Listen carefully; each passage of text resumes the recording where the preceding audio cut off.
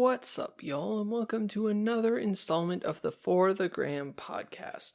This is the show where I, Jaksyn, your host, am going to take you into a topic of interest to me, whether that's something currently happening in the world right now, like a current event or something like that, or if it's just like a hip trend that's popular around the time that I'm recording this. But all the same, it's going to be something crazy enough for the gram. This episode, we're going to talk about something that is somewhat relevant since it's summertime. We're going to talk about summer gatherings and things of that nature. So, there's a lot of different types of summer gatherings. That's like pool parties and bonfires and backyard barbecues and things like that. And that is a nice way of just entertaining a lot of people, right? So there are a lot of different areas that have public pools, and splash pads are probably the more culturally relevant thing right now is the splash pads, and that's just where there's a bunch of water equipment and people go and they just run around on the splash pad and they just get wet and all that sort of a thing. That has never really been my cup of tea, just because I'm not the biggest swimmer. I can handle myself a little bit, but I'm not the first person to be like, let's go swim, let's do that. My preferred summer get-together, I should say, is like you're playing kickball or going and playing tennis or something like that, or like just chilling in someone's backyard and firing up the old grill and making burgers and hot dogs and things like that. And why even is that? Like, why are burgers and hot dogs like the go-to staple of the American barbecue, right? Like, hamburgers and hot dogs aren't even American food, but when it comes to like fast food and things like that, burgers and fries are the first thing that people think of when they think of America. Like, hamburgers and hot dogs both come from Germany, like Frankfurt, Germany, and Hamburg, Germany, and things like that.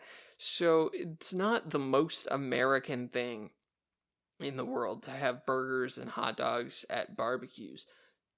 But also, it's more of a cookout at that point if it's burgers and hot dogs, but the machine itself is called the grill, and you make barbecue on the grill. And like, traditional barbecue is like your smoked meats and like your brisket and your pork and stuff like that.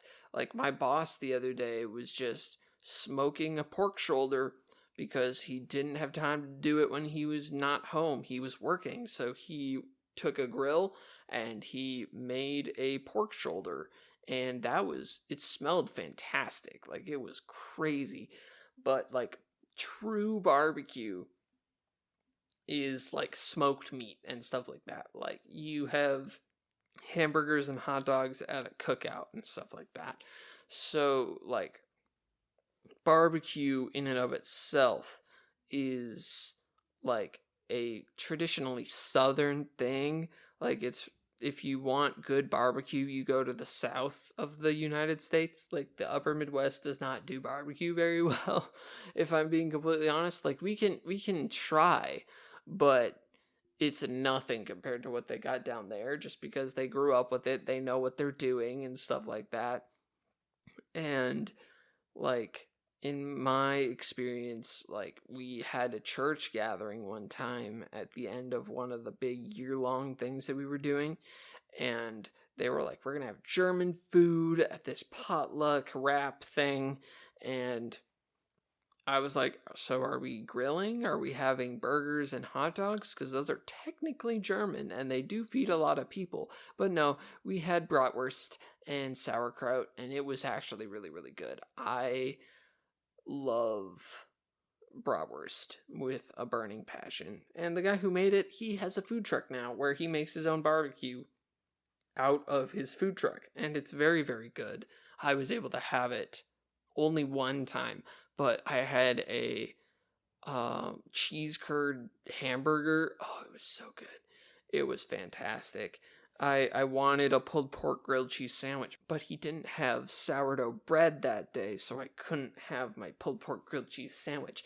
I'm still not bitter about that, but it's whatever. I'm fine. It's okay.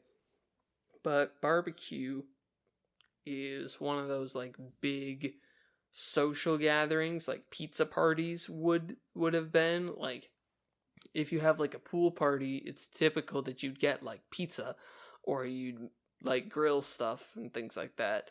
Like I don't know why I associate pizza parties and pool parties kind of as the same thing. Like you just show up to a pool and you got a bunch of pizza. Maybe it's just because pizza is an easier way to feed a bunch of people at one time. I don't know. But I feel like barbecue, you have so many different options, but you can still feed a lot of people. Like you can grill a lot of burgers and you can grill a lot of hot dogs, but I guess if you have pizza, you can feed so many people with one pizza, as opposed to having to make a bunch of different things, and then you have to take orders and you have to figure out how much of what you're going to need. And then there's always that one person who's like, I want a hot dog instead of like a burger or something, you know? So it's probably just because you can never really please everyone. But in the end, like, barbecues are a really nice way of getting a bunch of people together for a common time, right? You just feed a bunch of people with your barbecue, and then you just go about the rest of the evening, because you can have more fun with a barbecue because you could just do other things while the food is grilling. And then that's just a nice way of entertaining a lot of different people. And then you get to do one of my favorite things, which is yard games. I am a big game guy. If last week's episode was not something that you caught in last week's episode, I'm a big game guy. So my go-to is spike ball, which is a relatively newer thing. It was a Shark Tank pitch a while back, and it is forever going to be the pitch that Mark Cuban regrets the most, is not taking spike ball, because they really wanted Mark to invest, but he was like, they're not going to be able to get it off the ground as quickly as they wanted to, and so for that reason he had to say no. But spike ball has found a name for itself here in the Midwest, at least, and it's like a very popular pastime for a lot of people. And now it's like a regional sport. Like there are spike ball tournaments, spike ball leagues, things like that. Which, if you don't know what spike ball is, it's this little mini net trampoline type thing that you would hit these small rubber volleyballs at, in order for it to bounce at another player or another team or something like that, and you go back and forth in rally style volleys, or volley style rallies, I should say, until one person hits an unreturnable hit, and that's a point. And there are a lot of other rules, like you have to serve the ball from 6 feet away, and like in professional spike ball, there's like a ring drawn out on the ground that you can't step inside, otherwise it's like a line fault or things like that. But spike ball is fun. I especially liked it this past year or so, because these past couple of years I've been able to play with people who have consistent rallies, and that makes it a lot more fun, is because you get to keep it up and you get to keep it going and things like that. I'm not great at spike ball, but I was a tennis player. I know a thing or two about trying to hit a ball in a relatively close proximity, and so I can handle myself in spike ball a little bit. It gets a little aggressive. Me and yard games get a little intense. Like, there's another yard game that is pretty popular. I don't know what everybody calls it. This is one of the great debates of the Midwest. Like, I'm not going to talk about Duck Duck Goose. Yeah, that's what it is. It's Duck Duck Goose. The small gray area in Minnesota that calls it Duck Duck Gray Duck. You're wrong. Sorry about that.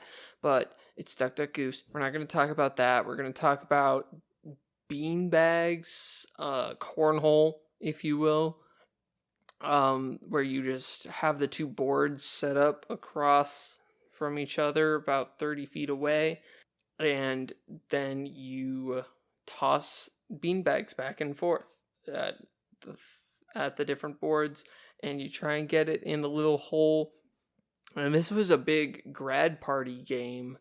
From what I remember in my senior year of high school, was a lot of different grad parties that I went to had cornhole set up somewhere, and it's just a nice way to get people entertained, I guess, in terms of short-term, like, little bits of entertainment, I guess. And so cornhole is just like a big thing. We used to call it beanbag toss at my house, and then we slowly transitioned to the more popular term cornhole. But some people just call it bags, and I'm like, what? They're bean bags. They're not bags. You just throw little bean bags and stuff like that. But I don't want to get too controversial with my yard games discussion. And then you got there's a game that we play at my college called 9 Square, which is like 4 square, but volleyball in a 3x3 grid, and the king is the center. And one of the people that I know at my college is very, very tall, and he could just reach his hand over the net and into the other person's square. And I'm like, what? That should be cheating. That's not cool, man. Just because you have the height on the rest of us doesn't mean that we can't all have a fair shot at playing, you know what I mean? And so a lot of the times you just avoid hitting it at that square because you know it's going to be slammed right back down at you or right back down at wherever somebody else is at. And so sometimes that game isn't as fun. But another thing at my school is we have a giant outdoor chessboard. So if you didn't think yard games were entertaining enough as it was, you can add chess to your outdoor repertoire of games. I know I have yard dice and yard dominoes and things like that, but yard chess is just a little outlandish for me. We do have a nice chessboard made out of stone that we get to play on, which that's kind of cool. And by stone, I mean a stone. It's like a rock that you just carve little place holders in for it, and then you just play chess on a little rock chessboard, and it's fun. It's a good time. I'm not great at chess either, but one of the things I've always wanted to try doing is this phenomenon called chess boxing, which is where you play chess for 3 minutes and then you box for 3 minutes, and then you go until either someone checkmates the other person in chess or they get knocked out. I think this would be super, super fun if I could play chess. If I would not immediately lose in the first 3 minutes of playing chess, then chess boxing would be rather fun. But I don't have enough faith in my chess skills to last very long in chess boxing. But I do want to try it someday. I feel like that would be really fun. Another thing that I just really want to do is I want to joust. I know it's like very medieval and it doesn't happen a lot anymore, and there are a lot of different recreational ways that you can do to modernize it a little bit. But jousting is always something that I'd want to do, like on a horse. Not like, I've seen people joust in cars, and I feel like that's just a death trap. But jousting on a horse would be cool. But yeah, going back to yard games and all that sort of thing, I would really like yard Jenga, I think. Just like towers of these blocks that you just try and move around and try and make sure that you don't knock the tower over. And I've seen ones where you have to do things once you pull certain pegs, and that's fun. That sounds fun. Like the wild cards in Uno. Like, they're the two wild cards, the swap hands one, and then they're the rest of them that have the blank circle in the center, and that's for you to add your own rules. And then you can get and that way you can get the draw until you get a certain color wild card, or talk like a broadcaster until the next round or something like that, until it's your turn again, I should say. That makes it a little bit fun too. So I would want to try something like that too, just like a yard Jenga, where if you pull a certain peg you have to run to the other side of the yard and back or something. And then there's always like your football games, your flag football games, like baseball is fun, kickball is fun in backyard settings. And so yard games are just a grand old time, and they help unify people. People come together to play yard games, and like it's typically for larger gatherings, like family gatherings and things like that. So like you're not around the people as much, but you do get to spend some quality time by playing a game, and that's always fun. It makes the time fly by super, super quick. But with all the yard games that I've mentioned, it's been difficult to play any of them this year, especially just because bugs are really, really bad. I don't know if bugs are bad everywhere right now, but like bugs are really, really bad in Minnesota right now. Like, I was reading somewhere that it's not blood type that attracts mosquitoes to you. So some years it's like I feel like I'm getting eaten up so much more than everybody else, and my sister feels like she's getting eaten up more than other people and stuff like that. And some people would be like, oh, it's just your blood type's turn to cycle through the mosquitoes. But no, the way that mosquitoes are attracted to people is carbon dioxide. So you breathing out is what attracts mosquitoes to you a lot of the time. And the mosquitoes have been bad since March. Like, we didn't have a lot of snow this past winter, but we have had a lot of rain during the summer months. But the mosquitoes have been really, really bad since March. Like, it's been not that great for mosquitoes out in the world, because there's all the mosquitoes, and then there's the cicada invasion that happened this fall. So that means like there are a bunch of cicadas that have been burrowed for a long time, and this is the first time that they're gonna reemerge in like, I think it's 6 years since the last one or something like that. And they're just gonna all be covering the trees, and it's gonna be really loud. But I do like the hum of the cicadas sometimes. I know the cicadas aren't gonna hurt me unless there's like a lot of them. Then I might hurt myself by trying to get cicadas off of my body. But cicadas are typically harmless. They just make a loud humming sound, buzzing sound. But the mosquitoes, they swarm, and no matter how much bug spray you put on, they're not gonna care. They're gonna find you, and that's scary. Mosquitoes have a vengeance, and I'm not for it. Get the mosquitoes out of here. With the amount of times I just want to go play disc golf, and the mosquitoes are a nuisance. That's why I've played a lot more disc golf in the wind this year, just because the wind keeps the bugs away, and that is helpful. Like, we have been talking about how we've had 2 years of drought here in Minnesota, the past little while, and we haven't had time to keep up with all this drought. And now we have so much rain, and all the bugs are going to eat all the crops, and it's going to be really, really sad because we're drowning crops and we're having bugs eat them, and it's gonna be a weird year. Like, we've had weird years in the past, but it's gonna be weird. I don't like mosquitoes. I'm not a fan. The amount of mosquitoes that I've smacked off of my body mid bite has been disgusting, and I don't like doing that, but I have to, because you feel it after a while and you're just like, oh.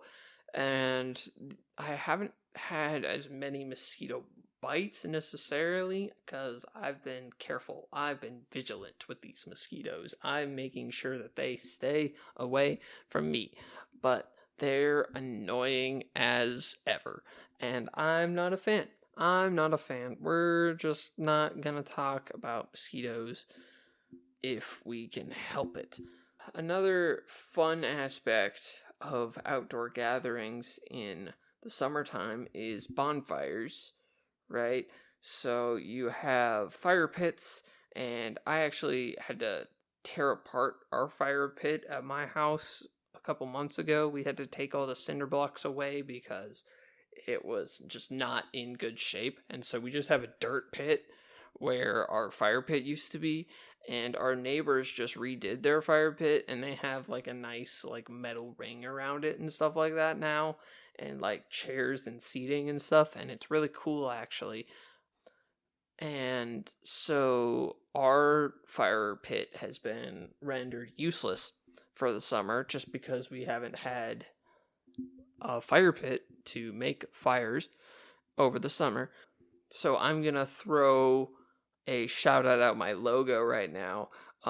It's taken me 5 episodes, but I'm finally doing it on the show. Shout out to one of my friends, Andy Muskie, who I know he listens to the show. So shout out, Andy. How you doing? It's super nice. Like, I asked him, I was like, hey, would you maybe be willing to make a logo for me? And he was like, yeah, dude. And so I was like, cool, I'll send you some details and stuff like that. And he made it. And it was in reference to my last name, which is Graham. And I've been called, my nickname has either been Golden Graham, like the cereal, or Graham Cracker, like almost my entire life, just because it's the easiest thing to go to. And whenever people have to spell my last name, I go Graham, like the cracker. So I could not go very long on this podcast without talking about my logo, and it looks really nice, and I really love it. So shout out to him. Go check some of his stuff out. All Star Creative Designs. And my logo is a s'more, which is one of the best desserts subjectively out there. Like, it's very seasonal. It's a very seasonal thing. You can't have a s'more in the middle of January, but s'mores are fantastic. If you've never had a s'more, what are you doing with your life? Go eat one right now. I don't care if you don't have a fire pit. I don't care if you don't have an open flame. Go melt a marshmallow in the microwave and make a s'more. It's fantastic. Like, I love s'mores so much. I'm a very meticulous person, so I am the person who's sitting by the fire with my roaster, and I'm angling my marshmallow down at the coals of the fire, and I'm rotating it, and I'm making that perfect golden brown around the edges, and it's so great. I love s'mores so much. And then when I moved to Minnesota, there was a different thing that we discovered, and that was you could buy s'more stuff in the grocery store like you always do. You can go to the one kiosk thing in the middle of the aisle that has the graham crackers and the marshmallows and the chocolate and the Hershey's chocolate, right? My greatest s'mores innovation that I had experienced before I moved here was using fudge stripe cookies as the graham crackers. So a lot of people are just like, I don't like graham crackers, but fudge stripe cookies are like circular, and they have chocolate on them already. So you don't have to buy chocolate, you just have to buy fudge stripe cookies. And then you get square marshmallows. You don't get circular, spherical marshmallows. You get square marshmallows. And those hit different. Square marshmallows with fudge stripes, if you haven't tried that, do it. You won't look back. And then another thing that I tried a long time ago, this was probably when I was 4 or 5 years old, and this is my preferred way to eat a s'more now, like even to this day, is you take a Milky Way candy bar. You take a fun-sized Milky Way candy bar, and you squish it down so it's like flat, and like the caramel is like oozing out of it a little bit, and then you put the marshmallow on top of that, and you eat it like that. And oh my goodness, you would never think caramel, chocolate, and marshmallow go together, but they do, and it's fantastic. You gotta try it. You gotta try it if you haven't. Like, if you know me personally and you have not tried a s'mores with a Milky Way in it, like, you are missing out. You need to try it right now. Like, it is phenomenal. I will continue to eat s'mores this way until the day I die. Like, I know at, like, parties and things like that, like, we do bonfires at cast parties at my college, and we roast marshmallows and make s'mores there. I'm not gonna be that needy person that's like, I want a Milky Way. Like, everybody else can have Hershey's, but I want a Milky Way. Give me a Milky Way for my s'more. I'm not gonna do that. I'm not gonna inconvenience people like that. But I will eat s'mores anyway that you give them to me, as long as they're like roasted marshmallows, right? So the way that I learned people eat s'mores in Minnesota is you have the kiosks in the grocery store, like I was talking about. You have the graham cracker, you have the marshmallow, you have the Hershey's chocolate. But in Minnesota, they sell Reese's peanut butter cups next to the s'more supplies. And so when we first moved here, we were clearly confused. We were like, why did somebody put the Reese's peanut butter cups with the s'more supplies? Are you going to eat a Reese's peanut butter cup while you're roasting a marshmallow? Like, this seems weird. Like, what are you doing? But we realized that people put Reese's peanut butter cups on s'mores. Like I would put Milky Ways on s'mores and things like that.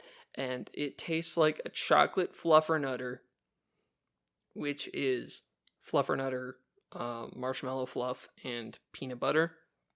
It tastes like chocolate fluffernutter, and it's not great. I don't like it, just because Reese's peanut butter is just a very odd consistency to me in larger quantities, but like, I would give it another go. Like, it was not, like, that was not nearly the worst food that I've ever eaten, and I will eventually go back to it. If there is Reese's available, like, I will go and have it. But it's not my first choice. My first choice, I'm snagging that Milky Way 9 times out of 10. Like, you have no idea how wonderful this tastes until you actually try it. Like, it's so good, you guys. Like, if you haven't tried this, like, do it, please. You won't regret it, I promise you. And then another thing with bonfires in general is just they're good conversation points. Like, they're nice, easy things to sit around and have a nice fireside chat. Like, it goes back to the days in the 40s and the 30s when FDR would go on the radio and just talk about stuff and things like that. They were called fireside chats because people would have their radio on their mantle, and their mantle was over their fireplace. And so they would sit by the fire and they would listen to FDR talk, because FDR was a soothing individual and everybody knows that. But that kind of resonates nowadays as people just sitting around a campfire. Like, it's a stereotype of summer camps, is people just ending the day sitting around a campfire, eating s'mores, singing songs, things like that. But it's also just a nice way to catch up with people and, like, tell stories and stuff. And we do a lot of singing around a campfire nowadays, and it's kind of soothing, honestly, just chilling and kind of forgetting about some of the craziness that's happening in the world around you, and just letting go of some of that stuff and sitting around a campfire and enjoying staring at the orange flames and knowing that your eyes are going to be red the next morning, but you are going to tough it out, and you're going to smell like smoke, but it's going to be totally worth it. And yeah, bonfires are just a really nice conversation builder, if you will. And they're a really fun summer gathering. Like barbecues are a fun summer gathering, bonfires are a fun summer gathering. And with that, I'm just going to transition right into this week's rendition of 3 things you need to know. So number 1, we got the Paris Olympics starting this week already. They start on Friday. Opening ceremonies are the 26th. You got the Paris Olympics happening. So with that all being said, I'm just going to transition right into this week's rendition of 3 things you need to know. Number 1, the Paris Olympics are happening right now. The opening ceremony was July 26th, which also happens to be my sister's birthday, so she's celebrating that while everybody else is just watching the Olympics. And so the opening ceremony is the 26th, and then we have like a week and a half of Olympics coverage, and I'm stoked. I love the Olympics so much. Next week's episode is strictly going to be about the Olympics and all the things that happened in the Olympics, all the newsworthy events, all the things that I watched, all that sort of stuff. And it's just going to be a good time. I'm super excited. The Summer Olympics aren't my favorite Olympics. I much prefer the Winter Olympics, but I do watch the Summer Olympics because I have nothing going on. And Paris has a nice time difference with us. So it's like 6-7 hours, I think, ahead of us. So, well, yeah, I think so. And that way, it'll just be a nice way to watch some Olympic events. And I'm excited. I like a lot of the Summer Olympic events. Like, my favorite to watch, I think, is I like the high dive. I enjoy watching the high dive. I enjoy watching the biathlons and triathlons and things like that.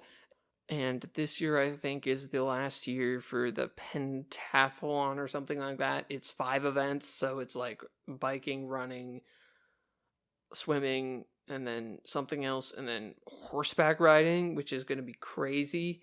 So I do kind of want to watch that if they'll broadcast it in the US, which I hope they do because it's the last one, and so I kind of want to figure that out. And then a lot of the events that I like to watch happen early in the morning because nobody really enjoys watching them. Like, Race Walk is a fun one to watch, and that's the one where you gotta keep one foot on the ground at all times while you're walking.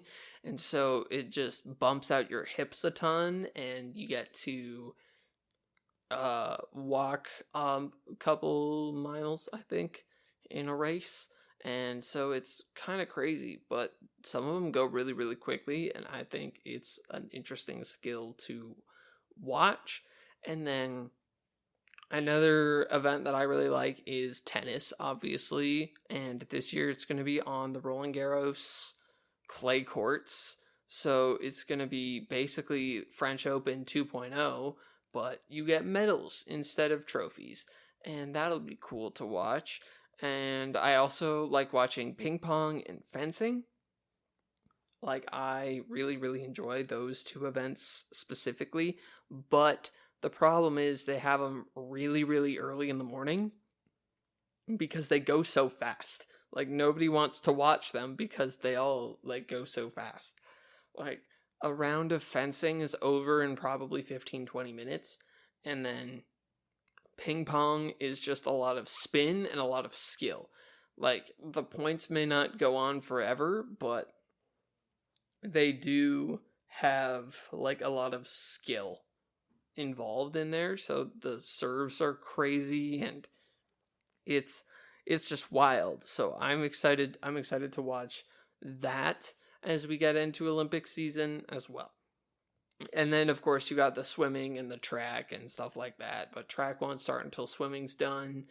And so yeah, there's a lot of different events that would be really, really cool to watch in the Paris Olympics this year.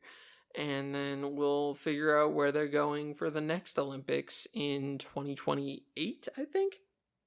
I think the US was on the list for that, but that might also be the World Cup. So I'm not really sure what's going to happen in that regard. But yeah, that's going to be next week's topic, is we're going to talk through the Olympics and stuff like that. So stay tuned for more on that. Number 2 is McDonald's. Yeah, I know, crazy. I talk about fast food on a podcast. This is insane. But McDonald's, the crowd favorite, it does not bring back the dollar menu that everybody's been wanting it to bring back for years. It does not bring back everyday breakfast like everyone's been begging it to do for years. But it creates a $5 value meal, which this is not exactly new anymore. It was new at the beginning of July, but it is a McDouble or a McChicken, 4-piece nuggets, fries, and a small drink for $5. And I think it was really, really funny because every time that I saw this come out was through the app. All of the promotion that I saw for it was through the app until it actually was revealed. And then after it launched, they had commercials for it and stuff. But the amount of $5 meals that I've seen in commercials these days are insane. Like, after the Whopper commercial went big for Burger King, or after it became a meme, I should say, they had the $5 Your Way meal, which was the Whopper Jr., the little chicken sandwich, or the small burger with your chicken nuggets and your fries and your drink just for $5. And now it's really funny because Wendy's sent out a commercial that's like, everybody's trying to copy the $5 biggie bag nowadays because they know Burger King and McDonald's both released $5 value meals this year. And they were like, the way you can tell that it's not the $5 biggie bag is it doesn't taste like Wendy's. And I'm like, whoa, we got some commercial warfare. This is amazing. I haven't felt this crazy since Arby's took stabs at the fillet of fish when they launched their fish sandwich. They made it into a jingle, and they made fun of the fact that it was square, and oh man, it's crazy. All the digs that these fast food restaurants are taking at other ones in their commercials. But Wendy's, at least it makes sense. Because the Wendy's Twitter feed, yeah, it's still Twitter. I'm not calling it X. Fight me.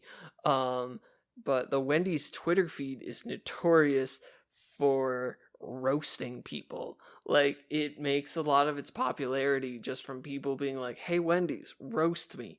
You wouldn't dare. And they clap back with some of these crazy, crazy things that you're like, how is the HR department allowing someone to roast the crap out of people? But it's funny. It's really good, actually. And it's giving a lot of publicity to both Wendy's and the people who they're roasting. So I think it's all in good fun.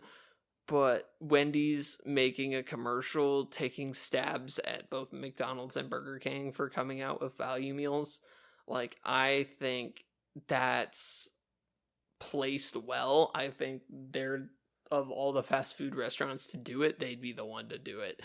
But I still think it's so funny. I saw that commercial for the first time and I was like, this is great. But I now think they're very overplayed and I don't enjoy watching them anymore. But with all that being said, we're going to move on to number 3. This was just something that I heard about in the news the other day. People in Beijing, China, like, Beijing is one of the most populated cities in the world, and I think this just says something about society. Like, in Beijing, you can pay somebody $60 to drive to your car in a motorcycle, sit in your car in bumper-to-bumper traffic, and then you can take their motorcycle and go wherever you need to go, and then they will drive your car home for you if you pay them $60. I think this is crazy. You just don't have to wait in traffic, and someone, like, this is the modern day equivalent of someone paying to hold your place in line. Like, back when lines were a big thing, like, people just would have others show up and be like, hey, so I want you to hold my place in line. I will give you this, this, and this. And then you just have to stand here and not let anyone move in front of you. And they're like, okay, cool. When will you be back? And they'll be like, in 3 hours. And you're like, what? Okay, I'll get paid for it, so it'll be fine. But it's so funny that you can just pay somebody to drive to your car in bumper-to-bumper traffic, so going, like, between lanes and everything like that, and, like, sitting in your car, and then they will wait in traffic for you while you go do stuff, and then they will drive your car home for you.